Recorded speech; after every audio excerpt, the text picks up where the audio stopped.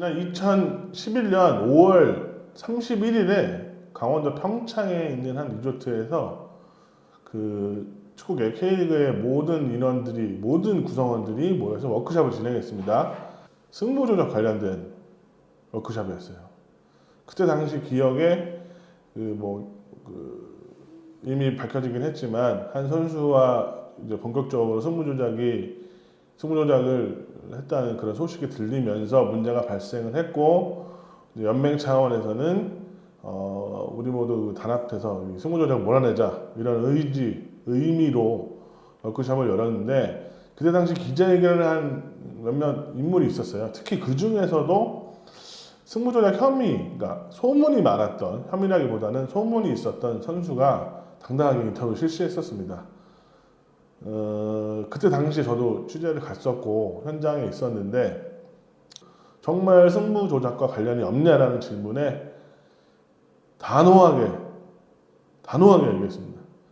전혀 부끄러움이 없고 직과 축구밖에 모른다, 모르는 전화는 받지도 못했다, 이렇게 얘기했는데, 불과 얼마 지나지 않아서 그의 말이 거짓말이었던 것이 나타났는데요. 바로 최성국 전 축구 선수 최성국 씨에 대한 이야기입니다.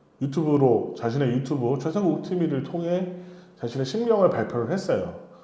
그 세 줄 요약 해보면, 첫 번째, 승부 조작에 가담했지만 대가를 받지 않았고 조직폭력배 협박을 받았기 때문에 굉장히 두려웠다. 그래서 신고를 하지 못했다고 얘기했고요. 두 번째는 아들이 축구를 하고 싶었지만 나 때문에 하지 못하다. 그래서 정말 속상하다. 또 세 번째, 어떻게든 축구를 통해 사죄하고 싶다, 이렇게 얘기를 했는데, 영상을 보면서 굉장히 좀 어이가 없었어요. 개인적으로 보자마자, 그 얘기를 듣자마자 가 있나 이런 생각이 들 정도였는데, 2012년 2월 9일에 이제 창원지법에서 그 최성국 씨에게 징역 10월, 그 다음 집행유예 2년과 사회봉사 200시간을 선고했어요. 그 재판부가 승부조작에 가담한 선수를 섭외하고 협박을 자초한 측면이 있다고 판단을 했는데요. 재판부는 당시 판결을 통해서 국가대표를 지낸 선수가 승부조작에 가담하고 프로축구 위상과 팬들의 신뢰를 무너뜨리고 전주들이 복권 수익금을 편취토록 한 점이 인정된다고 밝혔거든요. 그러니까 결국 징역이 나오고 집행유예 했지만 어쨌든 간에 자신의 문제가 생겼다는 것을, 자신이 문제가 없다는 것은 그게 밝혔지만, 법의 판단에 따라서 최성국 씨는 법적으로 문제가 있다고 이제 이미 받은 상태잖아요. 그런데 유튜브를 통해서 항변했잖아요. 아니다. 정말 그때가 이제 승부조작이 한창 유행할 시기, 2010년 이럴 때, 2008년부터 시작을 해서 2010년까지 최성국 씨는 굉장히 자연스럽게 당당하게 얘기했어요. 전혀 자기는 문제가 없다. 자기는 그런 일을 한 적도 없다. 그런데 이제 와서 9년 만에 아들 때문에 마음이 아프다, 저도 이제 딸을 가진 아빠 입장에서 아들 문제는 차치하고서라도 어떻게든 축구를 통해서 사죄하고 싶다라고 얘기하는데, 일단 최성국 씨는 대한축구협회의 제재를 받은 상태예요. 대한축구협회 프로축구연맹에서 영구 제명을 당했거든요. 그는 국가대표를 했던 선수고 나라를 대표했던 선수예요. 조폭의 협박을 받았다고 하더라도 해서는 안 될 짓을 한 거죠. 사회에 다시 한번 죄송하다는 말씀 드리고 싶다고 하는데, 이미 축구로서 자신이 정말 사랑하는 축구를 배신했던 사람이고, 축구로서 축구를 사랑하는 팬들을 이미 배신했던 사람이에요. 그러면 더 이상 축구를 해야 된다는 생각 자체가 좀 잘못된다고 생각을 하거든요.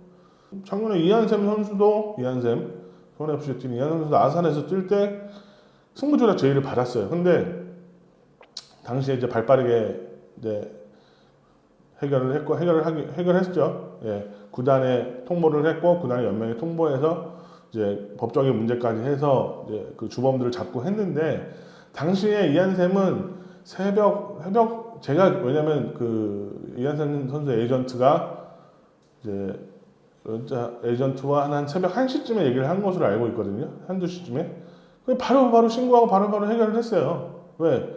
이한샘이야말로 가족 걱정을 안 했겠어요? 이한샘 선수도 와이프와 아들이 뭐 거의 떨어져 있는 상황, 군대에 있었으니까 떨어져 있는 상황인데 오히려 최성국 씨보다 더 힘든 상황일 수도 있지만 떳떳하게 살기 위해서 아들의 자존심을 지켜주기 위해서 신고를 했단 말이에요. 제가 가장 짜증나는 부분은 왜 또 처음부터 변명을 하냐 이거예요. 대가가 없었다, 뭐가 없었다 자꾸 얘기를 하는데 승부 조작 자체를 승부 조작을 시도한 자체가 문제라고 생각을 해야 되는 거예요. 대가는 중요하지 않다고 생각합니다. 그 당시에도 어린 선수들도 조폭들에게 협박을 받고 문제점 이런 것들에 대해서 그 금전적으로 계좌 입금도 되고 이런 경우가 있었어요. 대부분의 그 돈을 받았던 선수들은 당시에 무슨 얘기를 했냐면 뭐 빌려줬던 돈을 받은 것이다 이렇게 얘기했는데 떳떳한 선수들은 정확하게 얘기하고 그 돈의 계좌에 대해서 어떻게 들어왔다 이런 거 다 신고하고 했어요. 자진 신고도 하고. 근데 최성국 씨처럼 문제가 발생했던 친구들은 좀 이해하기 힘든 행동도 했었어요. 뭐 한 선수는 자신이 안 했다고 얘기하면서 끝까지 항변했지만 어떤 구단 관계자와 이제 법원으로 내려가는 상황에서 마지막으로 우리가 다시 한번 생각을 해보자. 기회를 주겠다. 뭐 이렇게 얘기를 하면서 자수할 수 있는 기회를 주겠다고 했지만 끝까지 얘기 안 하다가 심지어 그런 얘기까지 했대요. 구단 관계자가. 그 아들이 그 친구, 최성국 씨 말고 그 친구에게 아들이 태어난 지 얼마 되지 않았었는데 너 네 아들을 걸고 안 했다고 얘기할 수 있냐 했는데 당시 그 선수가 얘기했던 게 난 우리 아들 이름을 걸고 우리 아들을 걸고 하겠다. 그런데 그 친구가 그러니까 법원에 출두한 다음에 20분 만에 모든 사실을 했대요. 밝혔다고 하더라고요. 지 아들을 걸고 개새끼가 존나 이해 안 되는 상황인데 그렇게까지 얘기를 하는 놈들이 승부 조작이에요. 이를테면 그렇다는 거죠. 네. 근데 최성국 씨가 지금 무슨 염치로 다시 나와서 뭐 축구를 뭘 하겠다? 영구 제명을 받은 상태예요. 물론 축구 교실을 할 수 있어요. 축구 교실도 할 수 있고 여러 가지 일도 할 수 있고 사회생활을 할 수 있지만 축구를 보답할 생각을 안 했으면 좋겠어요. 승부 조작을 했다면. 정말 답답한 얘기지만 그냥 한마디 해주고 싶은 얘기가 있어요. 내가 9년 전에 당신을 봤을 때 정말 여러 차례 물어보고 우리 취재 기자들 정말 여러 차례 물어보고 정말 아니냐고 기자회견이 끝난 다음에도 쫓아가서 정말 그렇게 얘기했는데 아니라고 분명히 얘기했는데 지금 뭐야 이게. 다시 이렇게 축구를 한다는 것 자체가 축구를 거론하는 것 자체가 나는 굉장히 부끄럽다고 생각해.